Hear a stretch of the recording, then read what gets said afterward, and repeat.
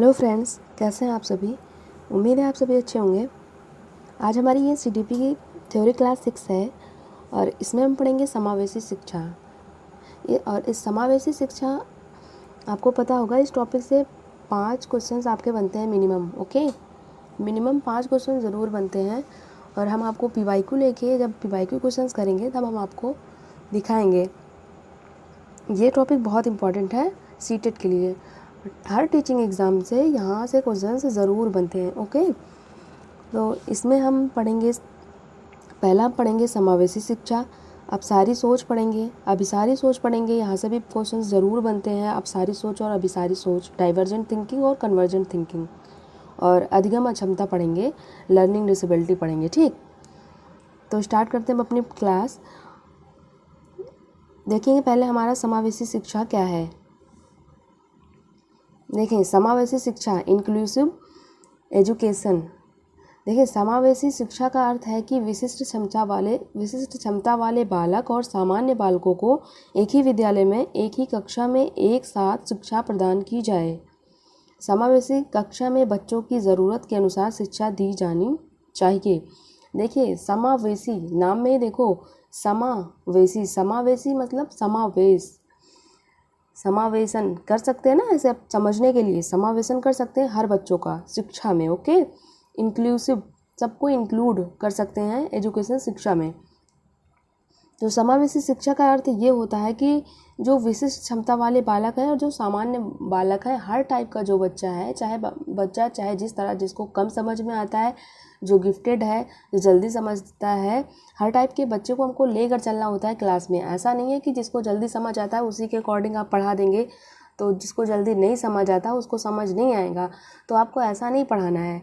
समावेशन का मतलब ये होता है कि चाहे जिस टाइप का बच्चा हो, आप बच्चे के अकॉर्डिंग अपनी प्लानिंग बनाएं, उसी के अकॉर्डिंग उसको पढ़ाएं ना। इसमें कह रहा है समावेशी कक्षा में बच्चों की ज़रूरत के अनुसार शिक्षा दी जानी चाहिए। तो बच्चों की नीड के अनुसार, बच्चे को जो ज़रूरत है, जिसको कम समझ आता है, आप अपनी जो टीचिंग मेथड है उसको आप स्लो कर सकते हैं ताकि उस बच्चे को भी समझ में आ जाए। और जिसको जल्दी समझ आता है उसको थोड़ा इनरिच इन्वायरमेंट कर देना, उसके सबको लेके चलना है। ऐसा नहीं है आप किसी एक बच्चे को ले सके ना। तो यही कह रहा है समावेशी शिक्षा की आप हर टाइप के बच्चे को अपनी टीचिंग, जो आपकी टीचिंग मेथड है उसमें शामिल करें। देखो आगे कह रहा है समावेशी शिक्षा के बारे में। देखिए, यहाँ से आपको क्लियर होगा। समावेशी शिक्षा कह रहा है अलगाव प्रकृति के नियम के विरुद्ध है। ठीक है, segregation is against the law of nature. देखिए, जो आपकी प्रकृति है वो भी हम सबको साथ में लेके चलती है। ऐसा नहीं है, देखिए यहाँ देखिए, बारिश भी होती है तो सब बारिश में भीगेंगे, ऐसा नहीं है ना। किसी जो हर टाइम, चाहे जो जैसा भी हो, जो चल नहीं पा रहा हो, जो 4 व्हीलर में चल रहा है, जो साइकिल से चल रहा है, जो पैदल चल रहा है, सबके ऊपर बारिश होगी। ऐसा नहीं है कि किसी के ऊपर बारिश नहीं होगी, है ना। तो प्रकृति भी आपका अलगाव जो है वो नहीं करती है। आपको अलगाव ऐसे ही अपने टीचिंग मेथड में भी नहीं करना है। अलगाव किसी तरह से आपको नहीं करना है टीचिंग में। ओके, हर बच्चे को लेके चलना है। देखिए, धूप भी आपकी लगती है तो वो हर बच्चे, सबको धूप लगेगी ना, ऐसा नहीं है किसी एक को धूप नहीं लगेगी। तो नेचर जो है वो किसी तरह से भी अलगाव जो है नहीं करती है। तो हमको भी उसी तरह से अपनी किसी चीज़ में भी अलगाव नहीं करना चाहिए, अपनी टीचिंग मेथड में भी नहीं अलगाव करना चाहिए। हर बच्चे को लेके चलना चाहिए, चाहे बच्चा जिस कल्चर का हो, चाहे जिस टाइप का बच्चा हो, सबको हमको साथ लेके चलना है। ठीक,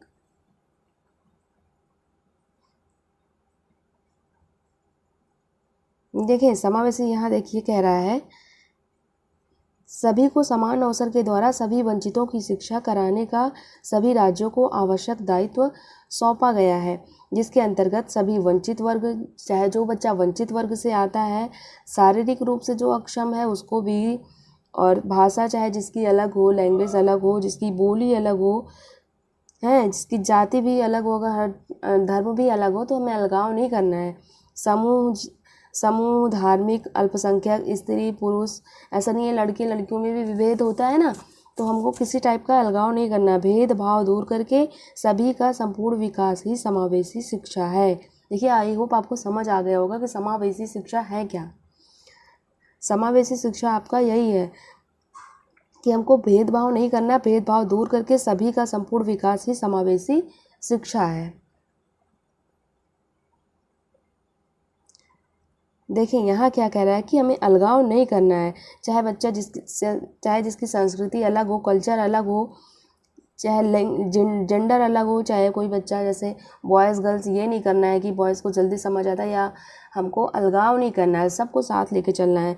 चाहे जिसकी लैंग्वेज अलग हो उसको भी हमें अलगाव नहीं करना है ना, उसको लैंग्वेज जिसको उसकी जो मदर टंग है उसी के अकॉर्डिंग उसको, जो उसकी मदर टंग है उसको हमको नकारना नहीं चाहिए। ओके, उसी के अकॉर्डिंग हमको समझाना चाहिए। आप थोड़ी मेहनत कर लें ताकि आप बच्चे को समझें। देखो बच्चे में जो है परिवर्तन नहीं करना है, आप अपने टीचिंग मेथड में परिवर्तन ला सकते हैं, लेकिन बच्चे में आपको परिवर्तन नहीं करना है, ठीक है, ये बात आप याद रखिएगा। और मानसिक क्षमता, मेंटल एबिलिटी सबकी अलग अलग होती है, ऐसा नहीं है सबकी मानसिक क्षमता क्लास में एक ही तरह होगी ना, सबकी अलग अलग होगी। तो सबकी मानसिक क्षमता देख के उसी के अकॉर्डिंग आप पढ़ाइए। ओके, बच्चों के नीड के अनुसार आप अपनी टीचिंग अपनाइए। इंटरेस्ट भी अलग होता है ना, रुचि, चाहे जिसकी रुचि भी अलग हो, तो बच्चे की जो रुचि हो, जिसमें इंटरेस्ट हो, जिस तरह वो सीखना चाहता है, जिसको सुनाई नहीं देता आप उसको दिखा के, ठीक है, दिखा के ऐसे चार्ट वार्ट ला के उसको समझा सकते हैं ना, जिसको सुनाई नहीं देता, और जिसको दिखाई नहीं देता है आप उसको बोल के बता सकते हैं ना। तो इंटरेस्ट के अकॉर्डिंग जैसे बच्चा जिसमें रुचि ले, आप उसके अकॉर्डिंग बच्चों को सिखाइए, यही होती है आपकी समावेशी शिक्षा। देखिए यहाँ भी यही,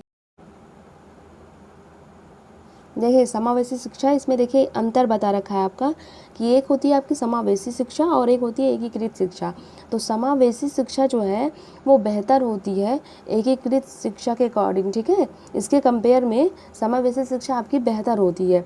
समावेशी शिक्षा में आपको बच्चों की नीड के अनुसार शिक्षा देना होता है ना, बच्चे की जैसे ज़रूरत होती है आप उसी के अकॉर्डिंग अपनी टीचिंग मेथड जो होता है, आपका शिक्षण होता है, उसी के अकॉर्डिंग आप प्लानिंग करते हैं ताकि बच्चों को समझ भी आता है, इसमें उसके नीड के अकॉर्डिंग शिक्षा दी जाती है। बट एकीकृत शिक्षा में आपका जो है वनली एडमिशन ले लिया जाएगा और एक बार जो आपका रिसोर्सेज होगा वहाँ उसी के अकॉर्डिंग आप बताएंगे, चाहे बच्चे को समझ में आए या ना समझ में आए आप। लेकिन जो है समावेशी शिक्षा में बच्चों की जो ज़रूरत होती है उसी के अकॉर्डिंग उसको सिखाया जाता है, हर बच्चे की नीड के अकॉर्डिंग। ओके, जैसे जिसको जल्दी समझ नहीं आता तो आप अपना शिक्षण जो टीचिंग मेथड है आप थोड़ा स्लो चल सकते हैं ताकि उसको भी समझ आ जाए। और ऐसा भी नहीं है जो गिफ्टेड बच्चा है जिसको जल्दी समझ आता है अब वो बोर हो जाए ना, उसके लिए थोड़ा इनरिच इन्वायरमेंट ला सकते हैं, तो सबको साथ में लेके चला जाता है। तो समावेशी शिक्षा आपकी बेहतर होती है, ठीक है, एकीकृत शिक्षा के अकॉर्डिंग।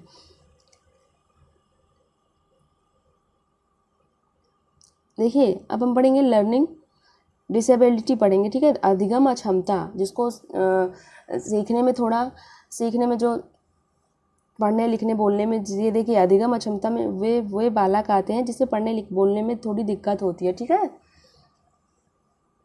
अधिगम अक्षमता आपका देखिए 5 प्रकार का दे रखा है। एक दृष्टि अक्षमता जिसको देखने में थोड़ी, ठीक है, जिसे देखने में थोड़ी प्रॉब्लम होती है। श्रवण जिसे सुनने में थोड़ी दिक्कत होती है। मानसिक क्षमता जिसे समझने में दिक्कत होती है। गामा का क्षमता जिसे इसमें मोटर डेवलपमेंट हो जाएगा, है मोटर नहीं होता आपका, गत्यात्मक विकास होता है ना, इसमें ये आ जाएगा, उसको उसमें दिक्कत होगी। अधिगम अक्षमता जिसको पढ़ने लिखने में प्रॉब्लम होगी। ओके, तो ये सारे अधिगम अक्षमता के प्रकार होते हैं। इसमें हम देखेंगे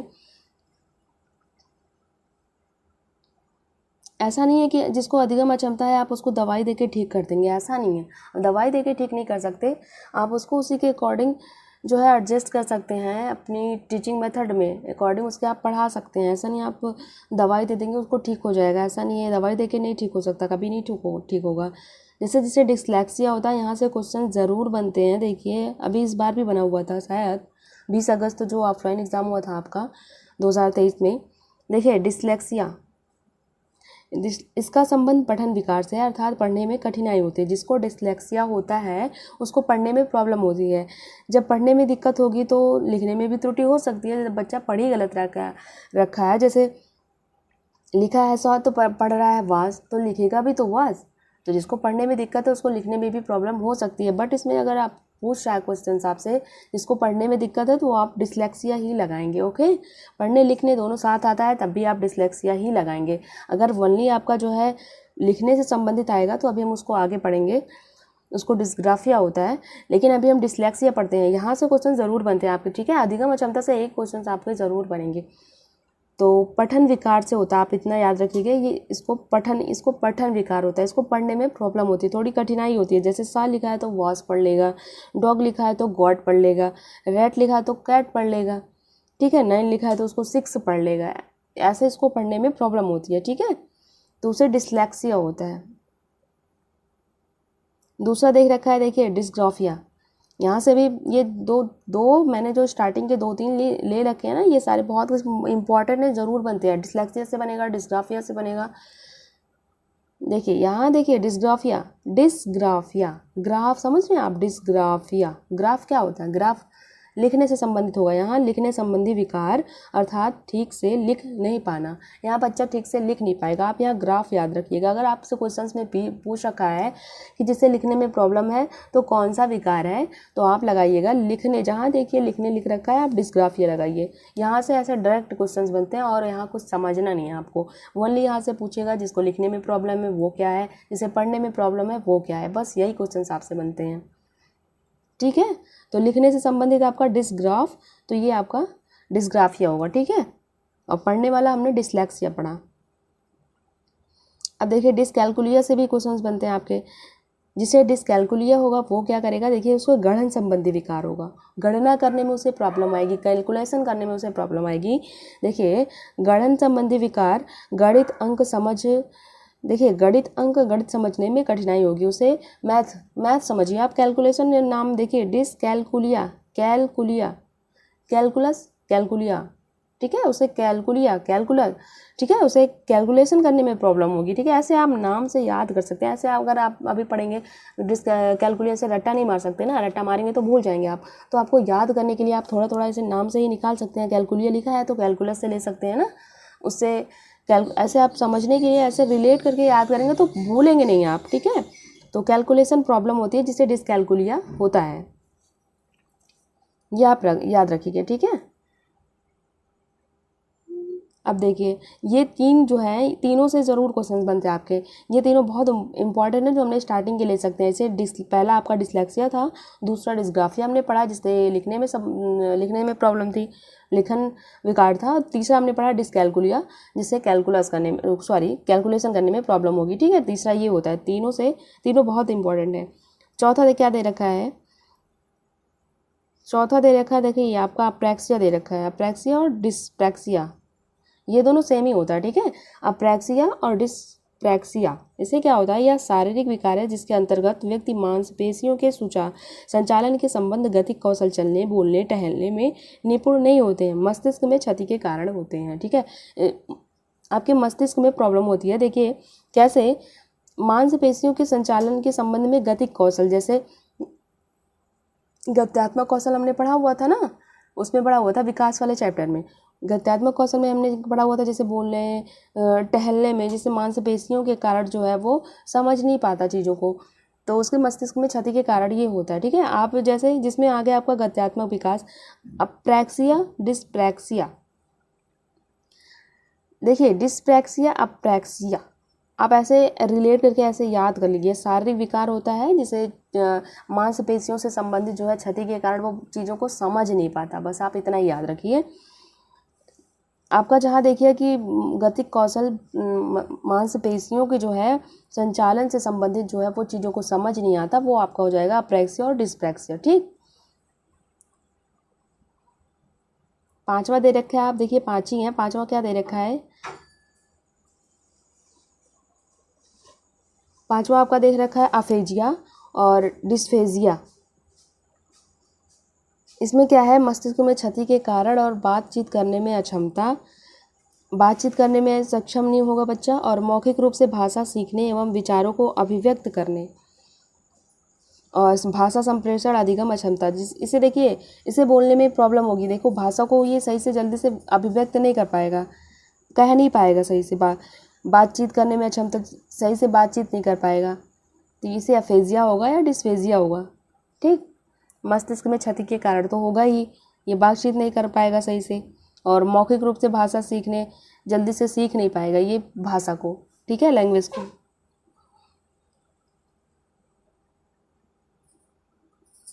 देखिए ये बाला, इसका फुल नेम पूछा जाता है, बिल्डिंग एज लर्निंग एड। देखो building as learning as means आपकी बिल्डिंग में है जो है सीखने के लिए, आप देखे होंगे प्राइमरी स्कूल वगैरह में, तो वहाँ बिल्डिंग में भी देखो ABCD वगैरह 1 2 वगैरह लिखा रहता है, ठीक है, वो लर्निंग एड होता है, ठीक है, समझने के लिए होता है तो बच्चों ताकि उससे भी सीखें, तो ये होता है बिल्डिंग एज लर्निंग एड, इसका फुल नेम भी पूछा जाता है, ठीक। एकीकृत शिक्षा की तुलना में समावेशी शिक्षा बेहतर होती है, ये हमने आपको पहले ही बताया, क्योंकि एकीकृत शिक्षा में बोलने आपको रिसोर्सेज एक बार एडमिशन दे दिया जाएगा, आप जो भी वहाँ रिसोर्सेज होंगे उसी के अकॉर्डिंग आपको सिखाया जाएगा, चाहे बच्चों को समझ आए या ना समझ में आए। लेकिन जो है समावेशी शिक्षा में बच्चों की नीड के अकॉर्डिंग, बच्चों की जैसे ज़रूरत है वैसे ही आप अपनी शिक्षण विधि अपनाएंगे, उसके अकॉर्डिंग आप उसको सिखाएंगे, जो जल्दी समझता है उसके लिए थोड़ा एनरिच्ड एनवायरनमेंट ला सकते हैं, और जो कम समझता है आप उसके थोड़ा धीमी अपनी शिक्षण विधि अपना सकते हैं, ठीक, उसके अकॉर्डिंग आप समझा सकते हैं। जिसको दिखाई नहीं देता है आप उसको जो विजुअल है, जैसे जैसे बच्चों की ज़रूरत होगी आप उसी के अकॉर्डिंग अपनी शिक्षण विधि अपनाएंगे। ओके, देखिए इंटीग्रेटेड एजुकेशन से सही नहीं होता आपका, और इंक्लूसिव एजुकेशन आपका ठीक होता है, ठीक है, यहाँ क्योंकि बच्चों की नीड के अकॉर्डिंग पढ़ाया जाता है। ADHD इसका भी फुल नेम पूछा जाता है, देखिए अटेंशन डिफिसिट हाइपर एक्टिविटी और डिसऑर्डर। देखिए अटेंशन मीन्स होता है ध्यान, और ध्यान डिफिसिट में कमी होती है, हाइपर एक्टिविटी होता है, डिसऑर्डर ये कहीं एक जगह से बैठ नहीं सकता, इधर उधर बच्चा डिसऑर्डर होता है, ठीक है, ध्यान लगा के बैठ नहीं पाता, जब ध्यान लगा के बैठ नहीं पढ़ पाएगा तो सीखेगा कैसे, क्लास में बैठ ही नहीं पाएगा, तो आप उसके अकॉर्डिंग ऐसा नहीं उसको क्लास से बाहर कर देंगे, उसके अकॉर्डिंग आप उसको सिखाएंगे। और इसको ये सारी जितनी भी अधिगम क्षमता होती है इसको दवाई से ठीक नहीं किया जा सकता है, आप दवाई दे देंगे ये मुश्किल है, बहुत मुश्किल है इसको ठीक नहीं करना, बस आप उसी के अकॉर्डिंग उसको पढ़ा सकते हैं, ठीक है।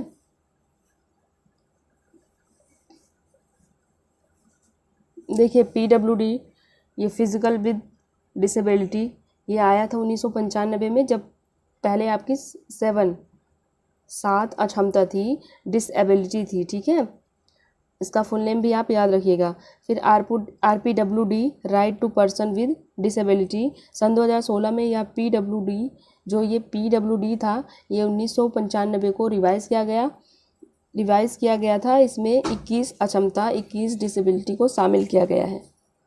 पहले आपका 7 अक्षमता थी, उसके बाद आपका 21 अक्षमता हो गई है, ठीक है, शामिल किया गया है।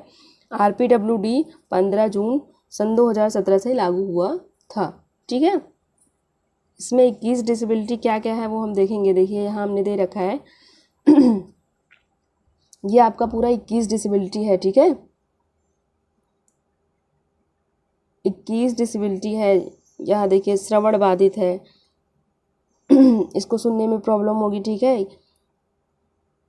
ये ऊंचा सुनता है, ठीक है, जिससे बोलने में दिव्यांगता, ये आप देख लीजिएगा, यहाँ हमने 21 को अलग अलग लिख रखा है। देखिए 21 अक्षमता का नाम, जैसे अंधापन, दृष्टिबाधित, इसमें 21 में ये सारे 21 हमने लिख रखे हैं, अंधापन, दृष्टिबाधित, ठीक है, और कुष्ठ रोग से पीड़ित, श्रवण हानि, लोकोमोटर विकलांगता, बौनापन होगा, बौद्धिक विकलांगता, तंत्रिका संबंधी, लिखने संबंधी अक्षमता होगी, मल्टीपल स्क्लेरोसिस होगा। और देखिए 11वां क्या दे रखा है आपका, थैलेसीमिया होगा, भाषा विकलांगता होगी, सिकल सेल रोग, मानसिक बीमारी, बहरापन, ऑटिज्म स्पेक्ट्रम विकार, सेरेब्रम पाल्सी, एसिड अटैक पीड़ित, और पार्किंसंस रोग, फुस्फुलर डिस्ट्रॉफी और हीमोफीलिया, ये सारी 21 डिसेबिलिटी हैं, अक्षमता का नाम है। ओके, ये सारी आती हैं, जिसमें हमने 5-6 पढ़ा, वो सारे वहाँ से क्वेश्चंस बनते हैं आपके। देखिए प्रतिभाशाली अब पढ़े, प्रतिभाशाली बालक गिफ्टेड चिल्ड्रन क्या होते हैं ये देखेंगे।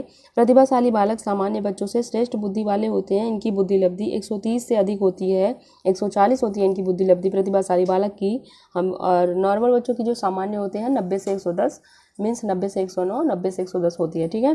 प्रतिभाशाली बच्चे किसी भी काम को शीघ्र करते हैं तथा बात को जल्दी समझते हैं, इनकी स्मरण शक्ति तीव्र होती है, ठीक है। नॉर्मल बच्चे के जो है कंपेयर में जो नॉर्मल बच्चा होता है, जो एवरेज होता है, उसके अकॉर्डिंग ये चीज़ों को जल्दी समझते हैं। ठीक है, ये कह रहा है ना, तथा बातों को जल्दी समझते हैं और किसी काम को जल्दी करते हैं। ठीक है, ये गिफ्टेड होते हैं। जैसे आइंस्टीन हो गए आपके, तो सब तो आइंस्टीन नहीं बन जाएंगे ना, तो आइंस्टीन जैसे आपके ये गिफ्टेड होते हैं। ठीक है, किसी चीज़ को जल्दी कर देते हैं ना, जल्दी समझते हैं। देखिए, तर्क शक्ति, सोचने की क्षमता अच्छी होती है, जिज्ञासा ज़्यादा होती है। ठीक है, एवरेज के अकॉर्डिंग सृजनात्मकता पाई जाती है, चीज़ों को याद करने में स्मरण शक्ति भी इनकी अच्छी होती है। ठीक है, ये गिफ्टेड होते हैं ना, ये आपके प्रतिभाशाली बालक होते हैं। प्रतिभाशाली बालक से भी क्वेश्चंस बने हैं आपके, सृजनात्मकता यहाँ से भी क्वेश्चंस बने हैं। देखिए, जो क्रिएटिव होता है वो, देखिए सृजनात्मकता रचनात्मकता मीन्स एक ही होता है। ठीक है, कुछ नया करना, नया बनाना ही सृजनात्मकता आपका है। जैसे कुछ नया करना, नया बनाना ही सृजनात्मकता है। सृजनात्मक किसी भी वैज्ञानिक का सबसे बड़ा गुण है। और बालक द्वारा रद्दी, देखो कह रहा है कि बालक द्वारा रद्दी वस्तुओं से खिलौने बनाना, मट्टी एवं रेत के घर बनाना या फेंके गए मिठाई या अन्य डिब्बों से कुछ नया बनाना सृजनात्मकता का उदाहरण है। छोटे बच्चे, आपने प्याजे भी कहते हैं, छोटे बच्चे नन्हे वैज्ञानिक होते हैं। तो कैसे कहते हैं, इसी के अकॉर्डिंग कहते हैं ना, मिट्टी एवं रेत में देखो घर बना देंगे वो, और मिठाई या किसी डिब्बे को देखो तो वो जो है उससे कुछ नया बना देंगे, घर बना देंगे या कुछ भी बना देंगे। कागज़ वगैरह को देखो, उसको पतंग बना लेंगे। ठीक, पन्नी वगैरह को उड़ाने लगते हैं। मैकडूगल ने सृजनात्मकता को एक मूल प्रवृत्ति माना है जो बालक में जन्म से मौजूद होती है ना, जन्म से ही होती है। जन्म से ही बहुत बच्चा देखो, देखेंगे आपको पता लग जाएगा ये बच्चा बहुत क्रिएटिव है। जो क्रिएटिविटी होती है, जो सृजनात्मकता होती है, उसके 4 एलिमेंट होते हैं। क्या क्या होते हैं? जेपी गिलफोर्ड ने सृजनात्मक चिंतन के 4 तत्व माने हैं। 4 तत्व कौन कौन से माने हैं? धारा प्रवाह होगा उसमें, जो सृजनात्मक होगा, जो क्रिएटिव बच्चा होगा, उसमें 4 तत्व पाए जाते हैं। पहले धारा प्रवाह होगा, फ्लुएंसी होगी, उसमें लचीलापन होगा, फ्लेक्सिबिलिटी होगी, मौलिकता होगी, और क्या है? व्याख्या विस्तार होगा। ठीक, इलेबोरेशन होगा। अब एक एक को देखेंगे हम। पहले देखिए, पहला धारा प्रवाह क्या है? धारा प्रवाह बिना रुके नए नए विचार बनाने की क्षमता होगी।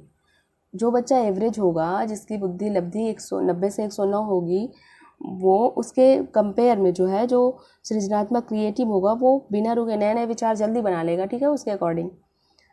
तो और लचीलापन होगा उसमें, किसी भी परिस्थितियों में नवीन तरीके से समायोजित होना। कोई भी परिस्थिति होगी, कोई भी स्थिति होगी, उसमें वह नए तरीके से समायोजन कर लेगा। और उसमें मौलिकता होगी, किसी की नकल ना करके खुद का नया विचार दे देगा। ठीक है, किसी की नकल नहीं करेगा, वो खुद का नया विचार बना लेगा। ये होता है आपका मौलिकता। व्याख्या विस्तार क्या होता है? किसी भी विषय वस्तु पर असीमित व्याख्या कर देना। किसी की कोई भी टॉपिक दे देंगे तो उसमें बहुत सारी व्याख्या कर देगा वो, जल्दी जल्दी व्याख्या कर देगा। असीमित व्याख्या, ठीक है, कोई सीमित नहीं, असीमित व्याख्या करेगा वो। देखिए, चिंतन क्या है? चिंतन, थिंकिंग, सोच क्या है? देखिए, चिंतन एक मानसिक प्रक्रिया है जो किसी समस्या का समाधान ढूंढने में सहायक होती है। ठीक है, थिंकिंग आपका कब करते हैं ना, किसी समस्या होती है तो उसका समाधान ढूंढने में आप किसी चीज़ को सोचते हैं। तो चिंतन की शुरुआत हमेशा समस्या से होती है। कोई समस्या रहेगी तभी तो आप सोचेंगे ना, उसके अकॉर्डिंग। आप पढ़ भी रहे हैं, आप सीट क्वालिफाई आपको करना है, क्वेश्चन पढ़ेंगे तभी तो आप थिंक करेंगे ना, सोचेंगे। चिंतन एक मानसिक प्रक्रिया है, आप दिमाग से ही सोचेंगे, मानसिक प्रक्रिया ही है, शारीरिक प्रक्रिया तो है नहीं चिंतन है। चिंतन एक तार्किक प्रक्रिया है। चिंतन तो तर्क करते नहीं है, आप सोचते हैं, तर्क करते हैं। चिंतन में कोई ना कोई मुद्दा ज़रूर शामिल होता है, कोई ना कोई टॉपिक तो ज़रूर होगा, तो उसी टॉपिक पे तो आप सोचेंगे। तो ये होता है आपका चिंतन। अब देखिए, चिंतन के प्रकार से क्वेश्चन आपके बनते हैं, ज़रूर बनेंगे क्वेश्चन। जेपी गिलफोर्ड ने चिंतन को 2 भागों में प्रस्तुत किया है।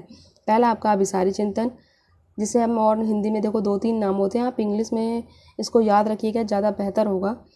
अभिसारी चिंतन, पारंपरिक चिंतन, एक दिशीय चिंतन, और इसे इंग्लिश में कहते हैं कन्वर्जेंट थिंकिंग। और दूसरा होता है अपसारी चिंतन, इसमें सृजनात्मक चिंतन इसको कह देंगे, बहुदिशीय चिंतन कह देंगे, और डाइवर्जेंट थिंकिंग कर देंगे। ठीक है, देखिए अब पहले अभिसारी चिंतन देखेंगे, वहाँ आपको ठीक से समझाएंगे। देखिए, ये अभिसारी चिंतन, देखिए अभिसारी चिंतन, कन्वर्जेंट थिंकिंग। अभिसारी, कन्वर्जेंट मीन्स कन्वर्ज, तो यहाँ कन्वर्ज, देखिए जब शुरुआत अनेक बिंदु से हो, लेकिन सिर्फ अंत जो है आपका सिर्फ एक बिंदु से हो। ठीक है, यहाँ ध्यान दीजिए, कन्वर्जेंट, कन्वर्ज करना है, ठीक है। यहाँ जैसे आपका एमसीक्यू होता है, देखिए दे रखा है जैसे बहुविकल्पीय प्रश्न नहीं होता आपका, एमसीक्यू होता है, जैसे आपका सीटेड होता है एग्ज़ाम, तो उसमें आपके एक ही ऑप्शन से सही होंगे ना, दूसरा लगा देंगे तो आपका एक नंबर चला जाएगा, तो एक ही क्वेश्चन से सही होगा। जैसे देश की राजधानी क्या है, या यूपी की राजधानी क्या है, एमपी की राजधानी क्या है, तो एक ही तो बताएंगे, है नहीं, ऐसा नहीं एमपी की राजधानी आप बता देंगे, दिल्ली बता देंगे, हैं कुछ भी बता देंगे, तो आपका गलत हो जाएगा ना, मतलब एक ही सही होगा। तो ये होता है अभिसारी चिंतन। बंद अंत वाले प्रश्न इसे भी कहते हैं, यहाँ से भी क्वेश्चंस बन जाते हैं बंद अंत वाले प्रश्न, इसे कहते हैं क्लोज्ड एंडेड। यहाँ जो है आपका क्वेश्चंस तो बहुत सारे होंगे, बस उसका आंसर जो है एक ही होगा, ऐसे आंसर जो है एक होगा आपका, ठीक है, ये आंसर आपका एक होगा यहाँ पे। आप यहाँ से बेहतर समझ सकते हैं कि जो अभिसारी चिंतन होता है, कन्वर्जेंट थिंकिंग होती है, वो एमसीक्यू टाइप का होता है, ठीक है। एमसीक्यू से देखिए, एमसीक्यू में केवल एक ही सही होगा, फोर्थ ऑप्शन से मिल जाएंगे आपको, बट एक ही ऑप्शन सही होगा, उसमें चारों तो सही नहीं कर सकते ना, एक ही सही करेंगे। ऑनलाइन में तो होता था आप एक ही ऑप्शन सही लगाएंगे, दो तो लगा नहीं सकते ना, तो ये होता है आपका कन्वर्जेंट थिंकिंग, ठीक है। यहाँ बच्चे ज़्यादा सोच नहीं पाते हैं, ठीक है, बस एक ही ऑप्शन आपको बताना है, जैसे एमसीक्यू याद कर सकते हैं इसी से। दूसरा देखिए क्या है, अपसारी चिंतन, डाइवर्जेंट थिंकिंग है ये।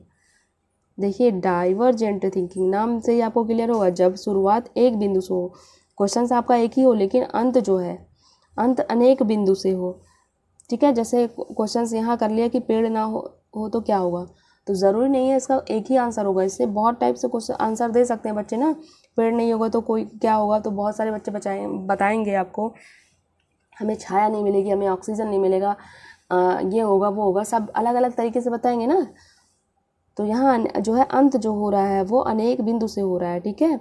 जैसे निबंधात्मक प्रश्न होते हैं, इसे खुला अंत वाला प्रश्न भी कहते हैं, ओपन इंडेड भी कहते हैं, ठीक है। मल्टीपल सोल्यूशन होता है इसका, तो इसका ये मल्टीपल सोल्यूशन होते हैं, जैसे एक क्वेश्चन पूछे उसके बहुत तरीके से आप उसका आंसर दे सकते हैं, ऐसे ऐसे क्वेश्चन एक है बट उसका आंसर आप कैसे दे रहे हैं, देख रहे हैं ये एरो किधर किधर जा रही है, बहुत तरीके से दे सकते हैं आप, क्वेश्चन आपका एक ही है। और जो है कन्वर्जेंट में क्या होता था, उसका आंसर एक होता था, ठीक है। यहाँ बच्चा ज़्यादा सोचना नहीं है, एक क्वेश्चन आपको क्वेश्चन करेंगे उसका आंसर दे देगा बस। ये आपका हो जाएगा डाइवर्जेंट, और ये आपका हो जाएगा कन्वर्जेंट, ठीक। नोट में क्या लिख रखा है, अपसारी सोच वाला प्रत्येक व्यक्ति क्रिएटिव नहीं होगा, परंतु हर क्रिएटिव व्यक्ति अपसारी सोच अवश्य रखता होगा। ज़रूर, अपसारी सोच वाला प्रत्येक व्यक्ति क्रिएटिव नहीं होगा, जो हर तरह, जैसे आपसे पूछा गया तो ये ज़रूर नहीं है जो अपसारी सोच रखता है वो क्रिएटिव होगा, लेकिन जो क्रिएटिव है, जो पहले से क्रिएटिव है, हमने क्रिएटिव अभी पढ़ा, 4 एलिमेंट सृजनात्मकता का पढ़ा ना, तो जो क्रिएटिव है तो उसको वो व्यक्ति तो उसके अंदर तो अपसारी सोच ज़रूर होगी ना। तो कन्वर्जेंट और डाइवर्जेंट से क्वेश्चंस आपके बनते हैं, आप याद रखिएगा, ठीक है। डाइवर्जेंट से आप याद रखिएगा, आप ऐसे याद रखिएगा कि बच्चा आप एक क्वेश्चंस करेंगे तो वो उसके बहुत सारे आंसर हो सकते हैं, बस आप कन्वर्जेंट में ये याद रखिएगा इसमें एमसीक्यू टाइप के क्वेश्चंस आते हैं, एक ही आंसर सही होगा। बस हमारी ये क्लास ख़त्म होती है, ये आपके लिए मोटिवेशन है क्या।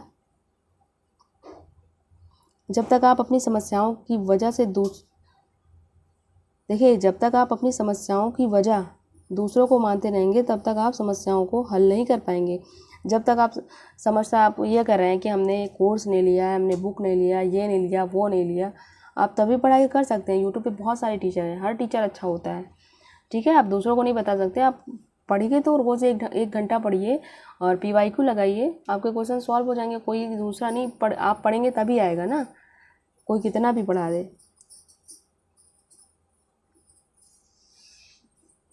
इसमें देखिए हमने पढ़ा समावेशी शिक्षा, इंक्लूसिव एजुकेशन पढ़ा, अपसारी और अभिसारी चिंतन पढ़ा, और अधिगम अक्षमता पढ़ा। ये सारे टॉपिक हमारे समावेशी शिक्षा में हमने सब पढ़ लिया, ठीक है। ये हमारा कंप्लीट हो गया, इससे 5 क्वेश्चंस आपके ज़रूर बनेंगे, ठीक है।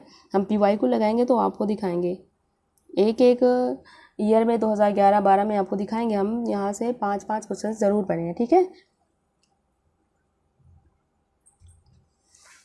इसके पहले की जो हमने 5 थ्योरी क्लास करा रखी है वो आपको डिस्क्रिप्शन में जाएंगे, वहाँ आपको हमने प्लेलिस्ट का लिंक दे रखा है, ये प्लेलिस्ट का लिंक दे रखा है, आप वहाँ से जाके देख सकते हैं। हमने एक एक टॉपिक करा के उसका PYQ भी पेपर 1 के लिए कराया हुआ है और पेपर 2 के लिए भी कराया हुआ है। ठीक है, वीडियो अच्छा लगा तो आप लाइक कर सकते हैं, हमको अच्छा लगता है। और अगर आपको कोई भी चीज़ समझ ना आई हो, कोई भी टॉपिक ना समझ में आया हो, तो आप कमेंट में जाके वहाँ अपने जो भी क्वेश्चंस है, जो भी आपके विचार हैं, वो आप बता सकते हैं। कोशिश करेंगे आपके डाउट क्लियर हो जाए। और अगर वीडियो अच्छा लगा हो तो आप सब्सक्राइब कर सकते हैं, ताकि आपको नेक्स्ट वीडियो का नोटिफिकेशन भी मिल जाए। इसके बाद हम ये समावेशी शिक्षा से पेपर 1 के लिए PYQ कराएंगे, उसके बाद पेपर 2 के लिए PYQ कराएंगे। ठीक है।